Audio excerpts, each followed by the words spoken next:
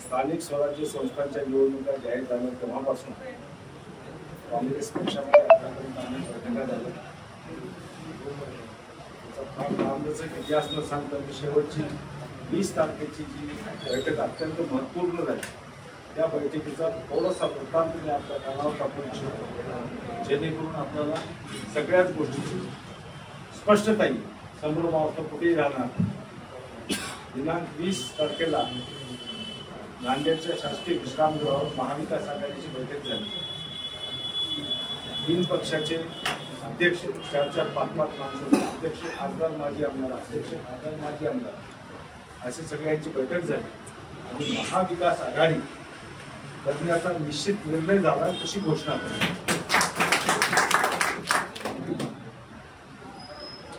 त्या महाविकास आघाडीच्या बैठकीमध्ये तिन्ही पक्षाचा स्थानिक स्वराज्य संस्थांच्या निवडणुकीसाठी नगरपालिका असो, पंचायत समिती असो, जिल्हा परिषद असो, या तिन्ही निवडणुकीसाठी मुख्य समन्वयक म्हणून माझी निवड करण्यात आली. त्यामुळे माझ्यावर आता ही जबाबदारी आली आहे.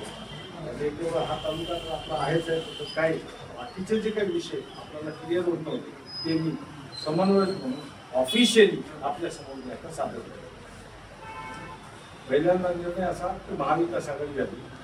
दुसऱ्यांदा निर्णय असा की वंचित बहुजन आघाडीला आपल्या सोबत घ्यायचं आहे. यावर आमच्या वंचित आघाडीच्या 3 ते 4 बैठका त्यांच्या हायकमांड सोबत झाल्या आणि शेवटची बैठक आपली काँग्रेसची आपले हायकमांड आदरणीय हर्षवर्धन सकपाल साहेब यांच्यासोबत परवा बेंगळूरला आले होते. तेव्हा आपली काँग्रेस पक्षाची आदरणीय खासदार रघुनाथ चव्हाण साहेब, आदरणीय हनुमंतराव पाटील मोगरेकर साहेब, त्यांचे आपले अध्यक्ष आणि नंतरचे अध्यक्ष पवार साहेब, या तिघांची आणि मी अशा 4-5 लोकांची बैठक तिथे झाली आणि आपल्या हायकमांडने हर्षवर्धन सकपाल साहेबांनी आघाडीला ग्रीन सिग्नल दिलेले आहे. आघाडी करा म्हणून आम्हाला सूचना. त्यानंतर पुढचा विषय आम्ही मांडला की महाविकास आघाडीमध्ये वंचित बहुजन आघाडीसोबत आम्हाला त्यांना सामावून घ्यायचं आहे. त्यांची इच्छा आहे आणि आमची इच्छा आहे आणि त्यांचा पॉलिटिकल मायलेज किंवा त्यांचा काय फायदा होतो हे आम्ही गणित मांडून आदरणीय हर्षवर्धन सकपाल साहेबांना दाखवलं. तर त्यांनी वंचित बहुजन आघाडीला आपल्या पक्षासोबत घेण्यासाठी आपल्याला सिग्नल दिलेला आहे. हा एक महत्त्वाचा. त्यानंतर आदरणीय प्रकाश आंबेडकर साहेब परवा नांदेडला आले. वंचित बहुजन आघाडीचे या जिल्ह्याचे जे नेते आहेत, फारुखभाई असतील, शिवाभाऊ असतील, अजून एक लोक आहेत, या सगळ्यांनी आंबेडकर साहेबांशी चर्चा केली आणि त्यांच्याकडून त्यांचं सिग्नल घेतलेलं आहे की तुम्ही काँग्रेससोबत आणि आघाडीसोबत राहिला. मला वाटतं सगळ्यांना.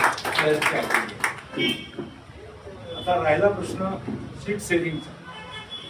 यासाठीच आता देशपांडे साहेब आणि पवार साहेब आपल्याला बोलत होते. आपल्या जिल्ह्यामध्ये 16 तालुके आहेत.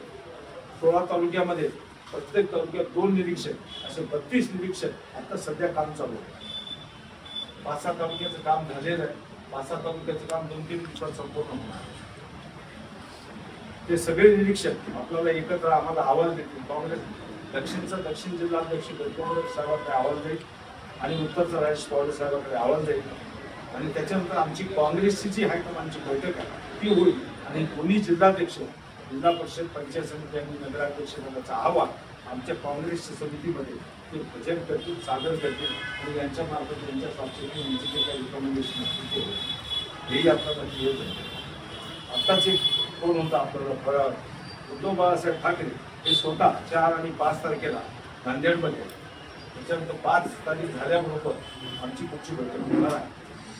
म्हणून मी आपल्याला विनंती करतो, विशेष करून भावना माझी विनंती आहे की आता आपल्याला ताबडतोब एक्सप्लोर करा, सिच्युएशन एक्सप्लोर करा. आणि आज तुम्हाला विचारलं किंवा काँग्रेस पक्षातर्फे कोण कोण नगराध्यक्ष पदासाठी इच्छुक आहे. आमचं पहिलं प्राधान्य काँग्रेस पक्षालाच आहे. ते काँग्रेस पक्षाला राहणं आवश्यक आहे. म्हणून आता सोनूभाऊला विचारलं, सोनूभाऊनी तर आधीच सांगितलेलं आहे मी तयार. आणि त्याच्यानंतर मग मी बाकी वसंतराव पवार साहेबांना विचारलेलं, शिवाजीराव आंबेडकरांना विचारलेलं, अजून कोणी जर तयार असेल यापैकी नगराध्यक्ष पदासाठी आम्ही सर्वांना विचारणा केली. आणि शेवटी आंबेडकर साहेब नाही म्हणाले, वसंतराव पवारही म्हणाले की मला नगराध्यक्ष पद असेल.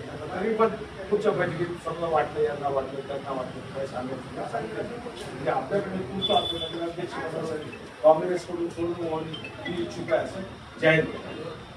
आता महाविकास आघाडीचा विषय जेव्हा येतो तेव्हा आता आमची जी पहिली तुमचे सगळे रिपोर्ट आल्याच्या नंतर आम्हाला लक्षात येईल किंवा कुठे वीक आहे, कुठं स्ट्रॉंग आहे. वीक आणि स्ट्रॉंग याची गोळाबेरीज करून आपल्याशी सल्ला मसलत करून त्याच्यानंतर पुढचा निर्णय घेण्यात येईल आणि त्या निर्णयाप्रमाणे आपल्याला पुढे जायचं. आता विनंती एवढीच आहे, जिल्हा परिषदला ज्यांनी ज्यांनी नावं दिलेली आहेत, आदरणीय कलाळे साहेब असतील, आदरणीय मामा असतील, आदरणीय दिघे साहेब असतील, आदरणीय मोरे साहेब आहेत, आदरणीय भगवान साहेब आहेत, आपले 6 सरकार आहेत, आदरणीय आमचे प्राध्यापक पुरुषोत्तम आहेत, वडेगुरू सर्कलमधून असे आपले 6 सर्कलमधून 6 प्रमुख नावं आपल्या समोर आले. वडेगुरू सर्कलमधून आपले पुरुषोत्तम वडेगुरू सर्कलमधून आपल्याला कोणी माणूस मिळत नव्हता अशी परिस्थिती आपल्याकडे होती. मी मागच्या 15 दिवसापासून फिरतो आहे, लोकांना बोलतो आहे आणि त्यानंतर प्राध्यापक साहेब आले, माझ्याशी भेट झाली, चर्चा झाली, 2 बैठका झाली. त्यांनी सांगितलं सर्व इच्छुक मग त्यांचं नाव आलं. सोनपेठमधून मोरे साहेबांचं नाव आलेलं, भगवान साहेबांचं नाव आलेलं, कलाळे साहेबांचं नाव सावरगावमधून आलेलं, मामाचं नाव माळोपळीमधून आलेलं आहे आणि सतीश उमरेकरांचं नाव त्याला उमऱ्यामधून.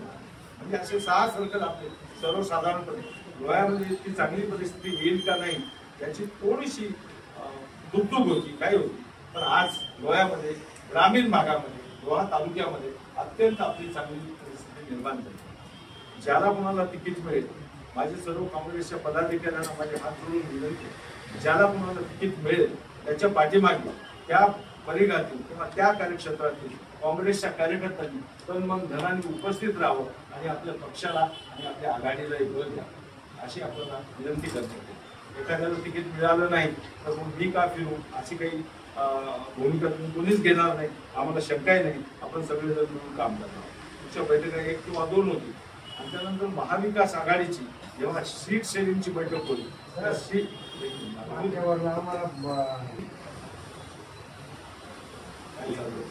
महाविकास आघाडीची बैठक होती आणि सर्वसाधारणपणे असं ठरलेलं आहे, जनरल प्रिन्सिपल असं ठरलेलं आहे की जिथं तुम्ही स्ट्रॉंग आहात, कुठलाही पक्ष असो, महाविकास आघाडीतला कोणताही पक्ष असो, जिथं तुम्ही स्ट्रॉंग आहे तिथं त्या माणसाला उमेदवारी द्यायची.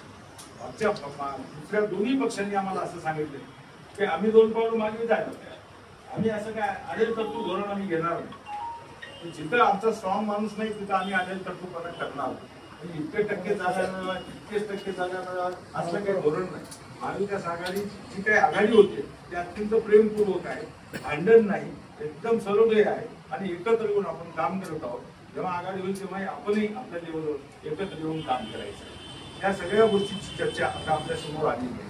मी या 6च्या 6 जिल्हा परिषद सर्कलमध्ये ज्यांनी ज्यांनी आपली उमेदवारी दाखल केलेली आहे आदरणीय निरीक्षकांच्याकडे, त्यांना मी विनंती अशी करेन की आता तुम्ही थांबू नका. कोणी येईल मागायला माहित नाही मला, पण आपण जे आहे आपलं काम आपलं आपण सुरू ठेवलं पाहिजे. तुम्ही असं नका म्हणून तुम्ही सांगितलं मग हे झालं, ते माझ्या हातात नाही. ते पक्ष आहे, पक्षाचे निरीक्षक आहेत, दोन्ही जिल्हाध्यक्ष आहेत, खासदार आहेत, त्यांच्या समोर ते विषय झाला. आपली माहिती सगळी तिथे केली पाहिजे. नगरपालिकेचे असो, जिल्हा परिषदेचे असो, पंचायत समिती निर्णय तिथे होणार आहे. पण निर्णय होईपर्यंत तुम्ही थांबू, तुम्ही तुमचं काम चालू ठेवा. तळागाळामध्ये तुम्ही तुमचं काम चालू ठेवा, तुमचा सर्वे चालू ठेवा आणि त्यानुसार आपण पुढे जायचं आहे. तर आपण खालच्या गणामधले जे तुमचे कॅन्डिडेट आहेत 1-2 प्रत्येक गणाचे कॅन्डिडेट तुम्ही एक्सप्लोर करा आणि त्यामध्ये कदाचित उद्या चालून एखाद्या वेळेस महाविकास आघाडीच्या महाविकास आघाडीच्या एखाद्या पक्षाला घेऊन काही असं काही होऊ शकतं. पण तो स्ट्रॉंग कॅन्डिडेट आपल्याला निवडून येण्यासाठी जो खाली स्ट्रॉंग माणूस आहे, तो स्ट्रॉंग माणूस सगळा सोशल इंजिनिअरिंगच्या माध्यमातून कोण असू शकतो याचाही आपण सगळ्यांनी अभ्यास केला. आजची बैठक खूप छान झाली, सगळे आले आणि सगळ्यांनी उत्स्फूर्त प्रतिसाद दिला.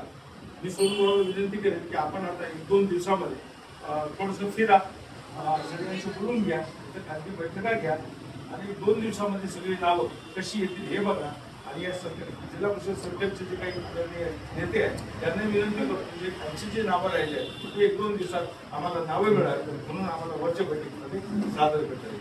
विशेष म्हणजे आपले तालुक्याचे सन्माननीय अध्यक्ष मधुकर दिघे साहेब यांनी स्वतः घोषणा केलेली आहे, त्यांनी इच्छा व्यक्त केलेली आहे की मलाही लढायचं. मला खूप आनंद झाला.